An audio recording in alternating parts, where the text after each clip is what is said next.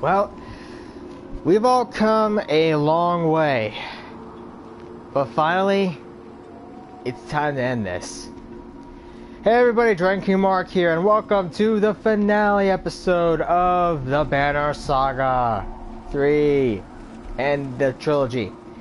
Last episode, we basically played around with Alette, we talked to some people, we took on some warp drift that are now assaulting Oberon, and well, we're about to finish off the game. The white tower that looked like a toothpick when I first saw it now soars above our heads, dwarfing any structure made by kings or WoW. This is where our troubles began. And with luck, where they will end. In the back of your mind, you always knew it was coming. A fearsome figure stands before the white tower, before a crowd of warped terrors. Almost started to worry you wouldn't make it, Bolverk growls. Knew I'd see your smiling faces again. I was expecting the serpent myself. The serpent carved a path for me straight into this place. You remember the quakes near the cliffs and put the pieces together. It must be getting pretty desperate if it brought you here to deal with us. Oh, hey, Angel.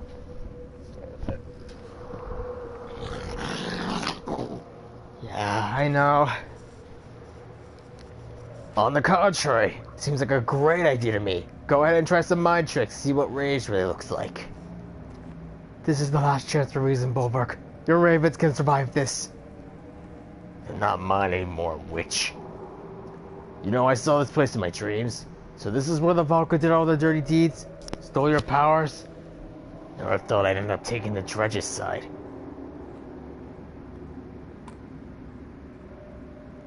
Yeah, let's rush him. You lunge, your weapon arcing toward Bolverk with the momentum. Yeah, let's just say screw it, we're kicking this guy's ass. Here's the dream team, people. Iver, Oli, Foka, Spar, Castaway, and Apostate.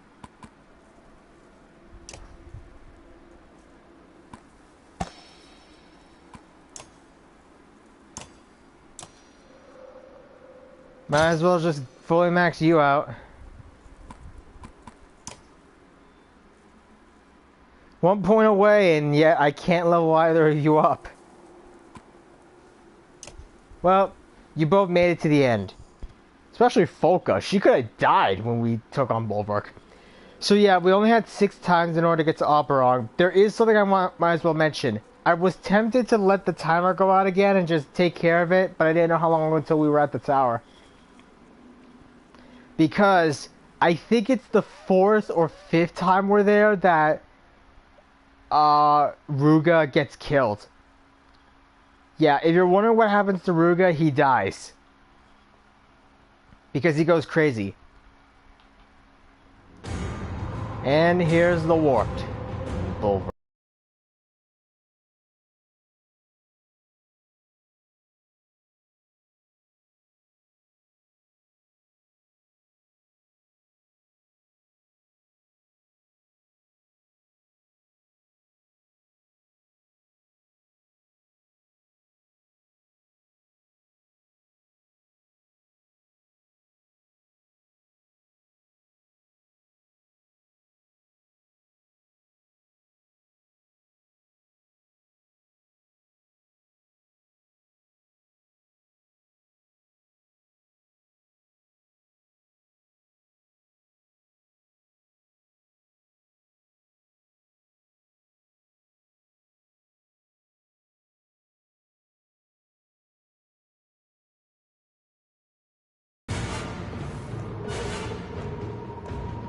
Alright, final boss, Bolverk.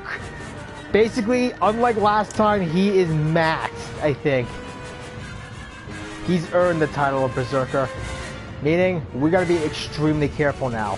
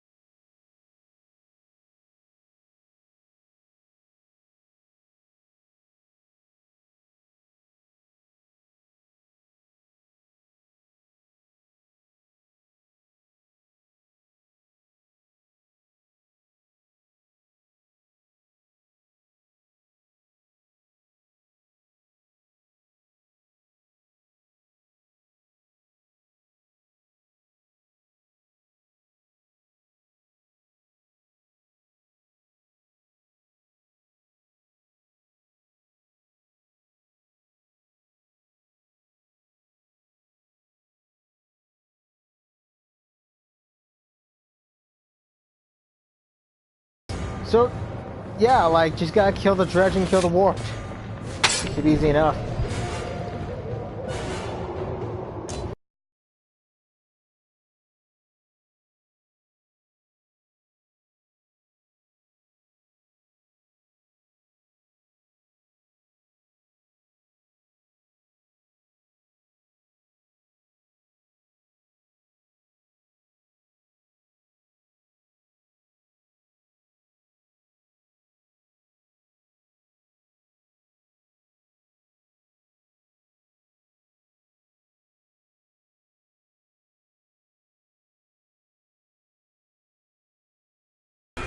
Like, a bit like Dwarf Fortress, a bit like Terraria with dwarves.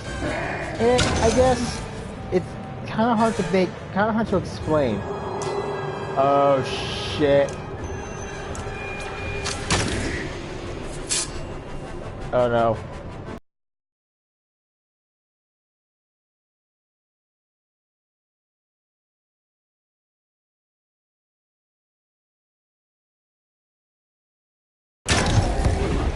Don't worry, Castaway. Castaway, I got you. I got you, man.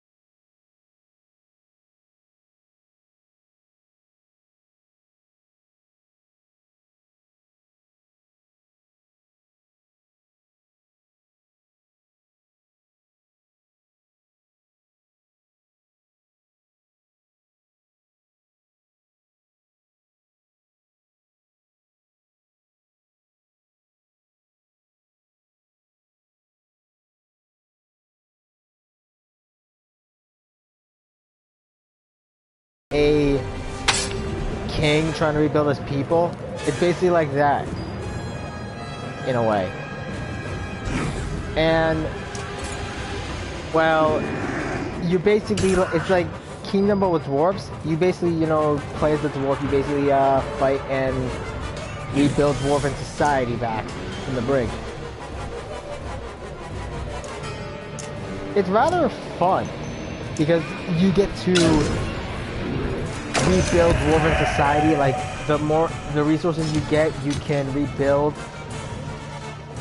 and you'll be able to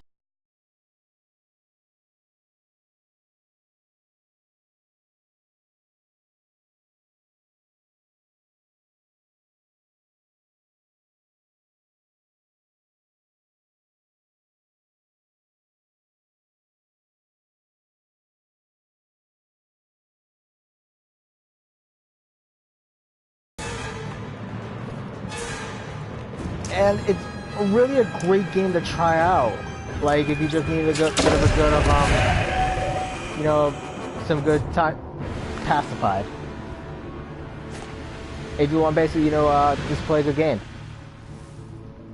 Though there are some bugs, a couple of glitches, and there's an annoying little thing where you can't see the bottom right part of the map when you unlock it because of the stupid menu thing for the resources. You can't see it, and it's annoying. Like, I hope they fix that. Other than that, it's a really fun game. I think there's supposed to be more to it. Or I think it's open-ended. You glance up. The White Tower is much taller than you imagined. Tall enough to reach a sun, you wonder. A trick of perspective? No, there really aren't that many stairs. Bolverk doesn't look right, still as he is.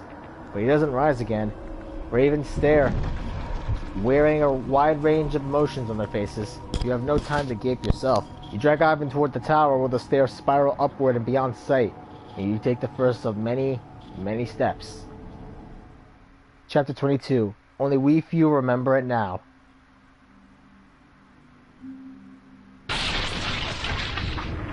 Made it.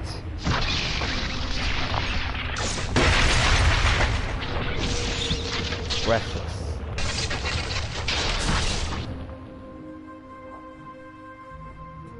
Quickly, the top of the tower is just up these stairs.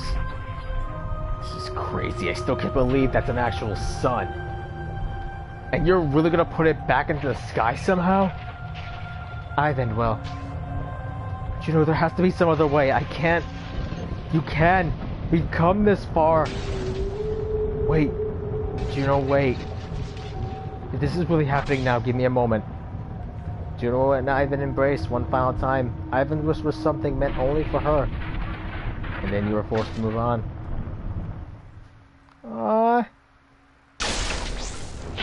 Like, I feel bad for him.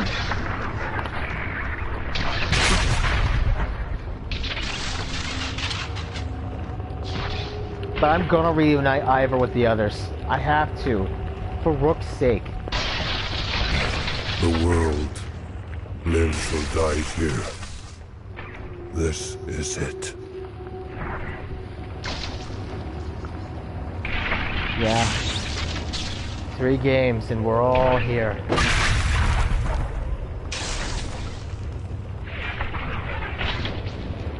We made it.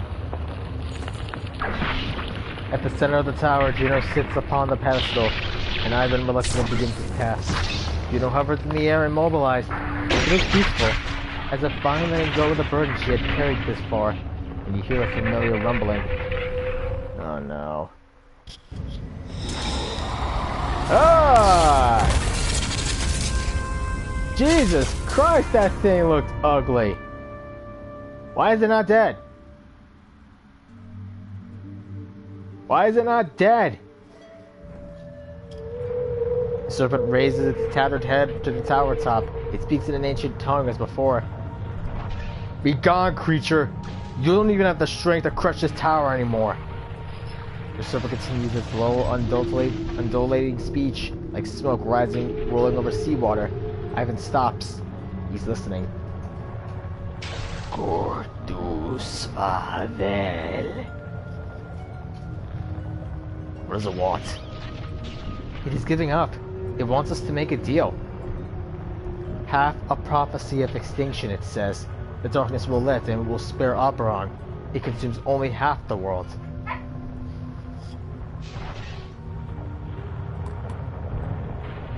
Hey. Rock. I'll help you up. Hang on, boy. Come on, boy. Rock. Rock. Yeah.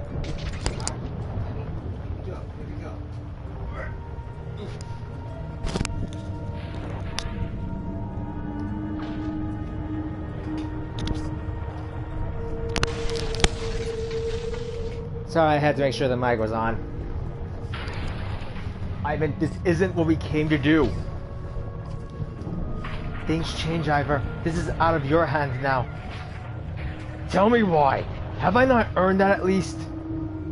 Iver returns his attention with you and with frustration in his face. Behind him, the serpent rattles in resentment at being ignored. Why? Because Juno does not deserve this. Don't you understand what is happening here? How could I? It's been nothing but lies and secrets since we first met. What choice did we have? Try to imagine if I told you the truth when we met. It was hard enough convincing anyone to listen in the first place. Back in Singlehorn, when I begged you to wait for Juno, how long did you wait? Not even a single day. And at that, after all I did in Iron taught to save the vault from complete extinction. No, if you knew the truth, you would have drowned me in that lake yourself. I couldn't even trust you to save yourselves.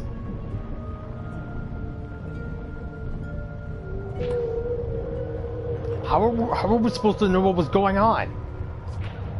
I told you Juno would explain things. You chose not to trust. What's the point of this, Iver? So brothers and clansmen can keep killing each other over petty disputes? So Varl and Dredge can go on destroying each other over ancient history?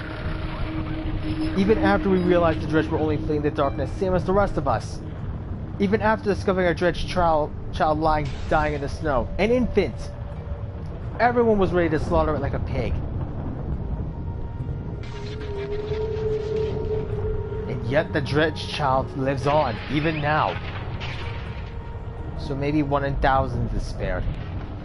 Is this really what you want to argue right now? Is this really what you want to argue right now? If you're going to ask me to weigh the fate of the world against Juno, then tell me why I should care. The serpent stutters anxiously. It is not accustomed to being ignored, but Ivan continues on in spite of the danger. And we both know how this world really is. Remember Degler's Godstone? That woman lies to our faces about who attacked who. Then she mocks us for not butchering that stone hurler on sight. And even with the truth laid so bare before us, there was debate. How can we hope to overcome that kind of spite and ignorance? That hatred? What are we fighting so hard to preserve exactly?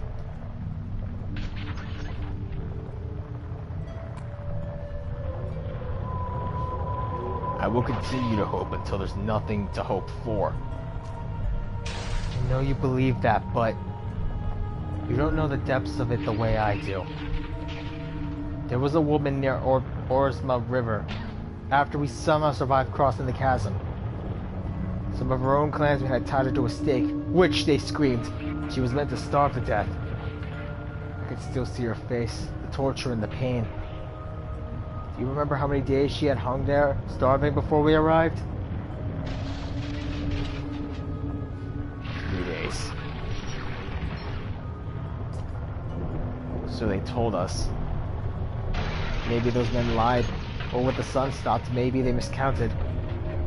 She had been there at least 7 days already. I could feel her agony in the tapestry. According to their own absurd rules that proved she wasn't a witch, she should have been freed.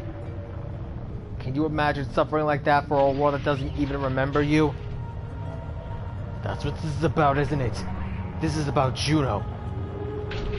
I'm not trying to make everything about Juno. I just need to believe in what I'm supposed to do.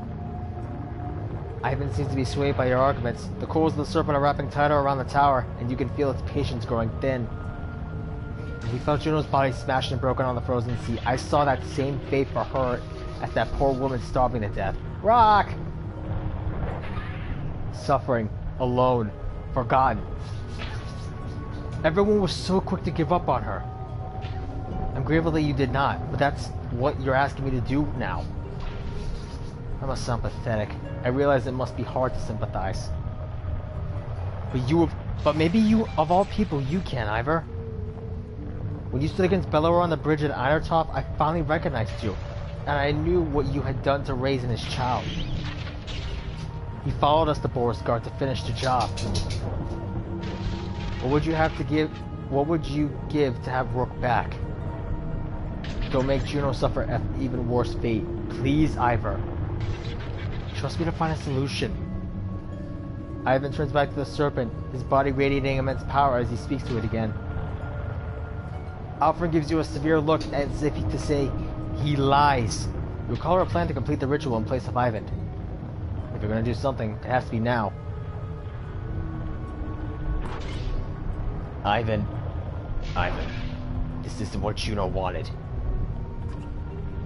Ivan again stops speaking to the serpent, but this time he turns to you with sorrow instead of anger. Juno's everything this world deserves. Instead, you got me. I'm so tired, Iver. Courage. This was the hard part. Forgive me, Juno. I'll love you always. I've never seen anything like a sun coming to life. And I hope I never will again. Stuck with him, just a speck so far above our heads was Juno, who turned the darkness into light. Ivan did not want to leave the sun behind as we departed the inner earth. I expect he will return there often. No warp crossed our path on the long trek home. They have all turned to ash. And now, We are coming to this journey's long end. The same thought rattling around my head the whole way. Do I dare to hope? Dang! Oh, we made it! Everyone lives! Except Ruga, he's dead. The Banner Saga 3. We did it, guys. Now there are 3 different possible endings you could have gone. You could have done what I just did. Have Juno be sacrificed. You could have chosen Ivan to do it, to just let the serpent eat Juno, and it will consume only the world touched by the darkness. But this might have sounded bad, but at the same time, even if it did consume the darkness to power up the sun, well, the thing is, it wouldn't actually have the power to consume the world. It will still die. So you're okay there. But the final ending variation is if you let Alfrund do the ritual. If you did, however, she's not strong enough and you'll all die. Because she's not strong enough to complete the ritual. So, I chose the least of 3 evils. At least the Ravens and Iver survived. It's almost hard to believe they really did it. Whatever it is. But the sun's actually moving again. For a long time, things were looking pretty hopeless. The gods are dead, the world turned to dust, and we still survive. Are we all that's left? I don't think so. Life will return. Grass and green will sprout from the dust. I believe there are other survivors, while in the north, perhaps huddled around godstones.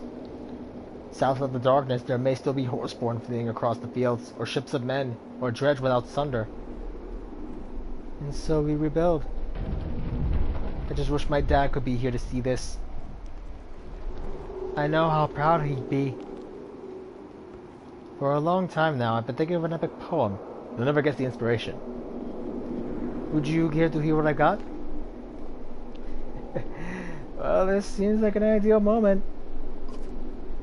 Aleo smiles and draws his lute from around his back. He sings with a brightness in his voice. Only the sun has stopped, cut with keen-edged sword. Little did they sleep, lest they not come home. Weary the way of the sun, of our bones the hills. The slayer and the slain. From their homes all must flee, and cast their hone into the air. To speak in all tongues when a foe may lurk, the destined day shall come. The fetters will burst, brothers fight, and kinship stain, and in fear all quake. The true hero comes reluctantly, raising high their shining light. Alas, the sea is still dead and wide, the hounds are a-hungered. We live as we will live, with the mighty grief that was ours and theirs. Only we few remember it now. Aleo gives a little cough to indicate he's done. It's not bad. A little bleak, maybe. It could use a few more verses at the end there. Aleo laughs. Ah, you're right. It certainly could. Wait, what is that? Do you see it? You squint into the ashes of twisted land spread out across the horizon. Bolverk's right. Something there is moving. It looks like a line of people, and at the front... Is that Iver?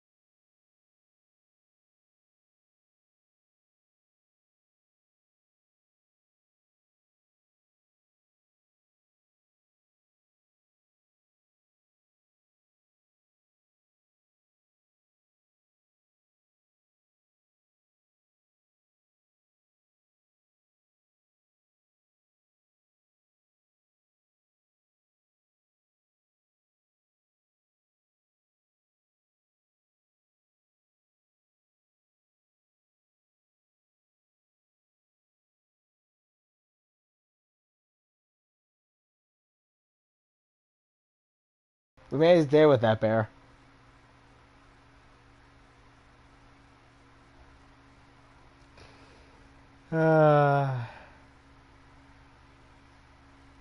Just this game is worth getting. The aesthetic, the story, just all of it. Iver when he murdered Ray's. Damn.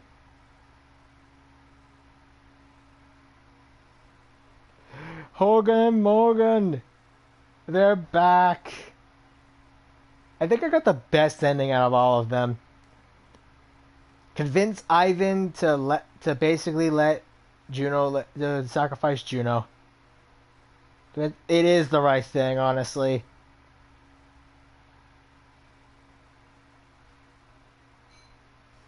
Huh. Alfred meeting with the Dredge. I think that's Bastion, Castaway, and I think that, yeah, that's all of them. Yeah. And the kids all playing.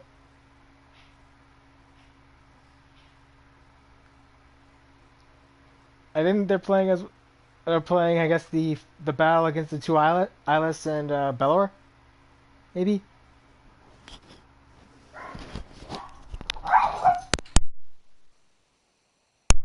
And that looks like Rook with little Alette and his wife. Huh.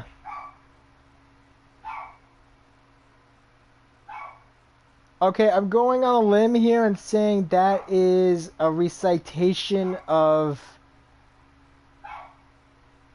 I think that's a recital of what happened with... I don't know what that one is. I'm guessing it's Gunnar and someone like telling a story or carving into the wall of what happened with the Ravens. Ivan and Juno together in their happier days. Like, I know we had to do a horrible choice, but we had no other option. And I guess Hakon and the others fighting the Warped. A very special thanks to our Kickstarter backers. Stoic truly appreciates the help and feedback of our community. Thank you for experiencing the Banner Saga with us. Thank you, Stoic, for making this great-ass game.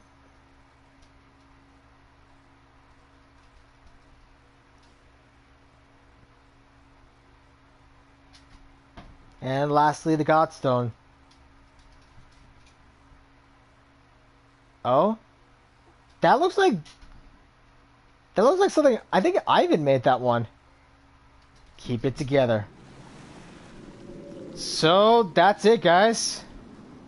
That is the Banner Saga. And that's my Let's Play of the Banner Saga 3 and the entire trilogy as a whole. Final thoughts? Get the trilogy.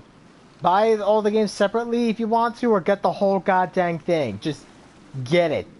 Get it. Play it now. Trust me.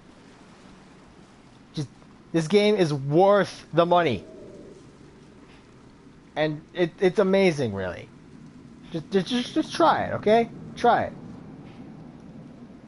Until then, this is Dragon King Mark, and this has been the Banner Saga 3 and the Banner Saga Trilogy.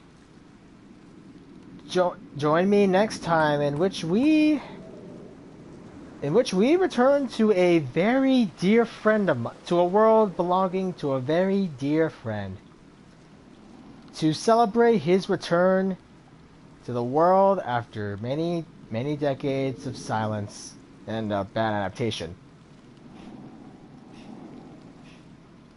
Next time, we're going to be playing the Spyro remaster. Hope to see you guys then. Unless I do a little Halloween special. Ciao.